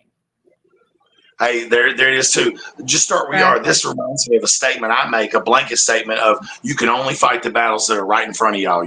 Yep. So look at what your situation is and start from there. For me, like Huckleberry said, don't be trying to do it all at once. And Casey just explained that to you. Like if you're going to forage, start with morals or something. Just do that. Or just go to digging ginseng, whatever it is you want to learn to do. To focus on that first. Don't go out trying to capture everything and be Ark Wild Man and eating everything off the trees and shit. Because you ain't that. You're not that guy, pal. Trust me, you are not that guy, pal. You're not him. Absolutely. That dude can walk around. Prepper book clubs. Don't start prepping for shift. Because that's what I said. That's why prepping, I think, I look at things of this as lifestyle. It's because I think if you're prepping, I feel like people can get burnt out if you just have like I have to prepare and then people feel like it becomes like this chore. It says it's lifestyle, and he said for little things, job loss, flat tire, power going out, natural disasters. If you do it like that and say, well, if I lost power for a week, for 3 days, take things that have happened, even if you were not in the middle of these other people, us have went through this hurricane, and those are all, it's a little bit different in Western North Carolina. But say I didn't have power for a week. How would I survive with my family without it? Just absolutely. That's great advice. Right. It's true. Like brand new to it, there's a lot of mistakes I've made. Like that, I would have been gearing myself 2 or 3 years ago towards Augustins and stuff like that, to where I can have neat little cans stacked up, number 10s. I can just move them. They're light most time, unless you're like the pancake or the peanut butter. Those are a little heavier, but you can still get 6 or 8 of them in a box and move them. You know what I mean? I stopped buying the rice. I got to a certain level. I was like, I don't know if I need all that rice. Like. Not saying I wouldn't buy it. Like I go with beans more than anything now because it's just the pure protein. The amount of water it takes to make beans. Magic Prepper just did a video on it. Good to see you, Vision. We've been running for a while. We just going through this. I hope you watched the replay. And anybody in the replay, I appreciate y'all. Magic Prepper did a video last week about how much it takes to do 20 pounds of beans, how much water. And I was like, what? That's what I do tell people. You better have your canned goods, because if you're in a survival situation, I'm like, say you had just a can of green beans, I'm like, it may not be what you want, you're not going to starve, but you can drink or corn or whatever. You can still drink the liquid in that. And hydration is you got to be hydrated. You got to have the fluid over that, and get your salt. I'm big ass Huckleberry. I'm big. I'm like prepping so much salt. I have to have salt Hey, because what kind, I have KC, for those that might know or might want to know, I want to know what kind of salt are you stacking, or how do you stack it, or you know? I always do Himalayan salt, and I've talked about that on my channel, and I make Soleil and stuff like that with it. But Himalayan Okay. salt, because how many, the 84, the minerals and stuff it has in it. And I do sea salt. Okay. Yeah, I do. Those are my main ones. I don't buy like a lot of, Okay. I mean, now if it's like the big containers of the white, just table salt, yes, you can preserve things with that. But I do, if my number, I mean, it's Himalayan and sea salt I do the most. Because I want the health benefits out of, if your electrolytes are all messed up and you're dehydrated, you're gonna have to have some quality salts. Put it in water, put it in Okay. juice, put it in So whatever. so sea salt is a good one. I've been stacking that, and I didn't know. I mean, I'm Yeah. like, do I have to have iodine? People are like, well, some of that doesn't have the iodine I, count in it. I don't worry about It's that as sodium. much. That I have if I needed it because there was some nuclear thing. But yeah, the Celtic sea salt and Himalayan salt that's what I get. And you gotta read it, you gotta look because the things will be and they're not it may be fake. I mean, you like anything else, Right. sadly, look into it. But the Himalayan salt and the Celtic sea salt is what I stack. A Man, lot there of it it. is. So these have more minerals in them than the regular, just say Morton's, or is that it? The Morton's just salt. You get different brands with it. Well, because it's going to have all those minerals you need. You're going to have to replenish that. This, dang it. I've got some that's probably reaching 3 years at this time. So iodine salt has a shelf life. Now, does that saying the sea salt has more? Like, can I ask that question? Because I'm learning tonight as well, just like Right. everybody else. I mean, I'm salt, calling crazy. if you buy a pure good salt and your moisture's not getting in there, you're good. It's not going to turn. Hey, And us in these humid tropical areas, that's our biggest fight year round is humidity and moisture getting in our stuff. oh, absolutely. I'm in the South too, dirty South, man. Subtropical. You are actually tropical. We have Tennessee. We caught some of what y'all got hit by. 3 days later, it was raining Mhm. and flooded out and knocked down bridges. I shared that on my community post. It was Highway 70 somewhere, Tennessee. It just took the bridge, and there was a dude filming. Another guy said, "Hey, man, you need to probably get back from that. That thing's fixing to go." There's a question for you. I wanted to. Is Yeah, there a no, it's difference? not the same. Like Himalayan salt is that pink Himalayan salt. They mine for that stuff. And then like Celtic sea salt is exactly that. They're two different things. I do both. Mhm. And then sometimes when I fill our salt shaker, I switch them out.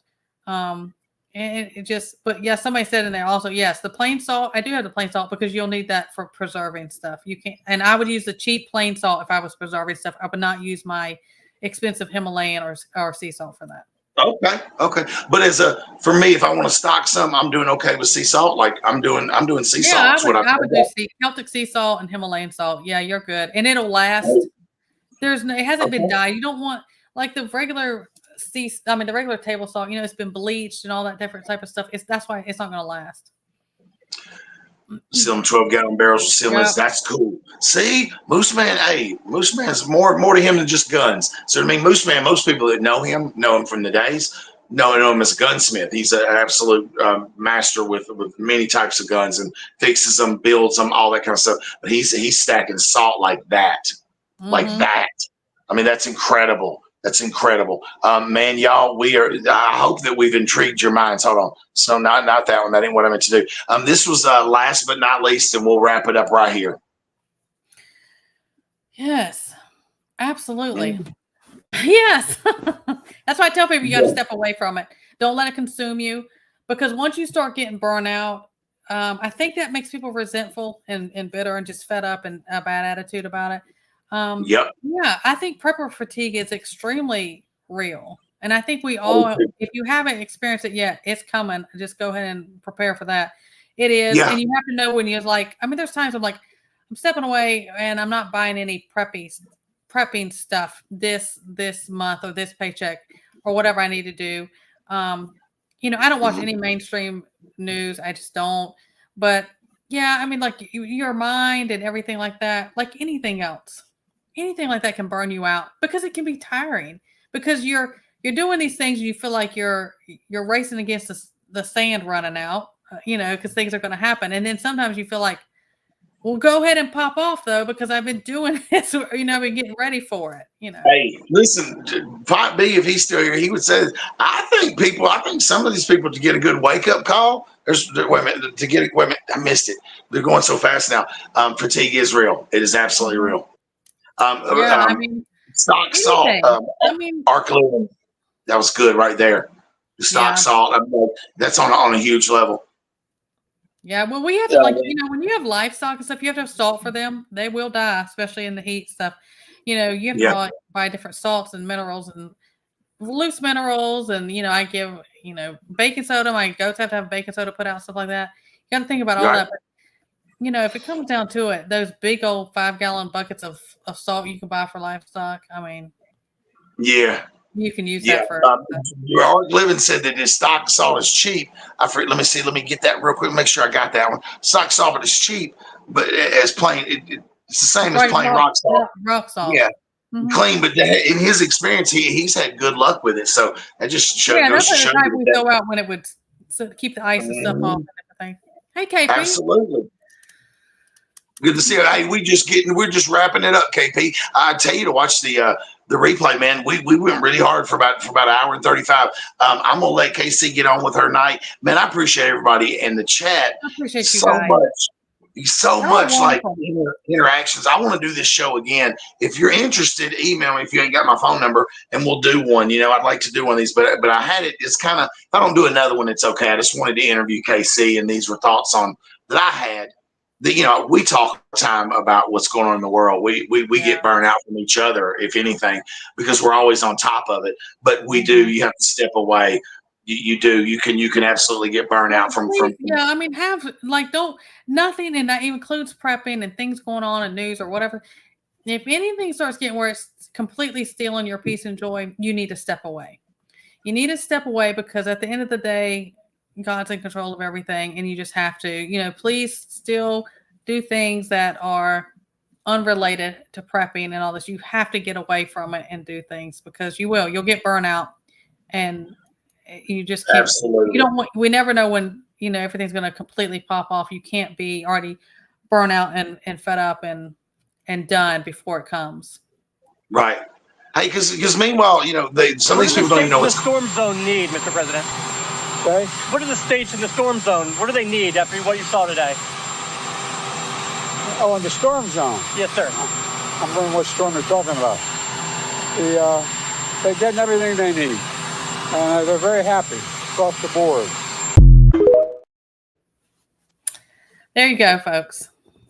There's your fearless leader. This administration, you had a reason to, hey, appreciate you, Coffee, and everybody, Miss Sharon, everybody for holding it down tonight. I appreciate y'all. KC, this is why you're one of my favorite people. Thank you for having me. Thank you. We kept it solid. There was 35 people in here at one time. So we'll see what it looks like. But I might do the show again, or we might do something different. There's other things we can. We're always learning, and it sparks things and getting different people's opinions or things, the way they do things. I think that's great. It's for growth, and it makes you think differently than what your mindset maybe how you always did something. These conversations with the KC Littleowl Survival Savvy just subbed you and downloaded all your videos to catch up on. Hey, it goes way back, man. She does good stuff. He's good people. It. Thank you. Yes, absolutely. Hey, y'all, that's been us. Preparation 101, Preparedness 101, whatever you want to call it. I appreciate everybody being here. And KC, thank you for doing this. Thank you. I appreciate it. Thanks for having me. All right, we're gonna get on out of here, y'all. Go do some things. Hopefully, spread the word, y'all. There's stuff's going on, man. Stack up some food and water and medical and defense. Stack it up, man. Y'all have a good one. Y'all. Good night.